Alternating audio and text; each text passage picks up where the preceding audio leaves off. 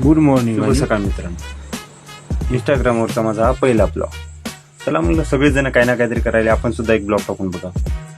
सकाळी उठलो, आंघोळ वगैरे केली आणि आपलं गिरी मल्टी सर्व्हिसेस उघडलं बघा. उघडलं, अगरबत्ती वगैरे लावली, थोडेफार कस्टमर वगैरे केले. तर तेवढ्यात काय एक मुलगा मला तिकडून रडते आलेला दिसला. कुठेतरी पडला असं, मात्र रडायची त्याची एवढी भारी होती की नाही पद्धत. बस एकीकडे बघणं, एकीकडे चाललं नाही, एकीकडे रडणं.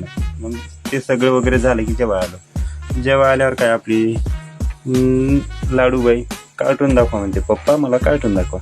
पाहायला कार्टून वगैरे दाखवले, माझं जेवण वगैरे आटपलं. जेवण वगैरे आटपलं की तेवढ्यात आली फिल्टरची आठवण.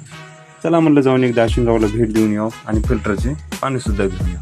मग काय उचलली कॅन आणि निघलो पाणी आणायला. गेलो आपल्या नॅनो प्लसकडे आणि ठेवली कॅन आणि गाडी कलवली बघा. गाडी कलवली वगैरे. प्रत्येकाच्या गावात काही ना काही थोडीफार कमतरता राहील, तशी आमच्या गावात याचं म्हणलं की या रस्त्याची सामना करावाच लागते. आणि त्यातल्या त्यात पाणी पडलेले असले की अरे बापरे काहीच खरं नव्हतं. अशाच्या रस्त्याला सामना करत करत करत आलो फिल्टरकडे. कॅन वगैरे भरली आणि भेटलो बघा अश्विनरावला. अश्विनरावला भेटणं झालं, कॅन वगैरे भरली आणि बसलो गाडीवर.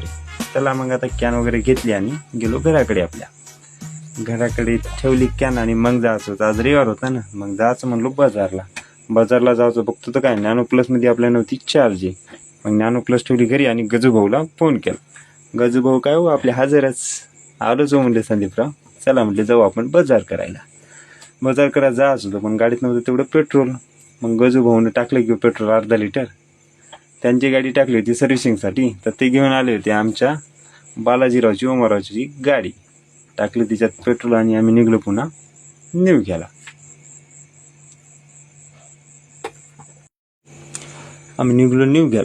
निवघ्याला जाता लागला आपला आमच्या गावातली जिल्हा परिषद शाळा बोरगाव. चला निघलो मग रस्त्याला इकडल्या गोष्टी करत आलो आम्ही हस्तऱ्यातून बघा. बरेच काय हस्तऱ्याशी मस्त रस्ता वगैरे सगळा मस्त झाला हस्तऱ्या, म्हणून आम्ही इकडे निघलो होतो. निघता बघितले पोरं म्हणल्यावर का मजा तर येणारच झाली. सायकलनं प्रवास करू लागले तर ते भेटले तर काय आमच्या गाडी मागं सायकल जोरानं पळवत होते. आमची गाडी एकदम दमानं इकडल्या 2-4 गोष्टी करायच्या आणि चालायचं. कधी वेळ निघून जातो पता लागत नाही आम्हाला. या पोराने त्यातल्या आमचा वेळ घेतला, गाडीच्या मागेच लागली. अहो येऊ द्यावा म्हणले ना तर आमच्या सायकलला थोडा धक्का मारा. अरे बाबा म्हणलं या तुम्ही तुमचं. अशा प्रकारे आलो आम्ही निवघ्यात. आणि निवघ्यात म्हटल्यावर काय आमचे विठ्ठलराव शाहूकार त्यांच्या क्लासिकला भेट दिली आणि आलो आम्ही चहा प्यायला. चहा वगैरे घेतला आणि निघलो थेट बाजारकडे. बाजारात घेतो तर माळव अरे बापरे असो, पण थोडे रेट जास्त होते.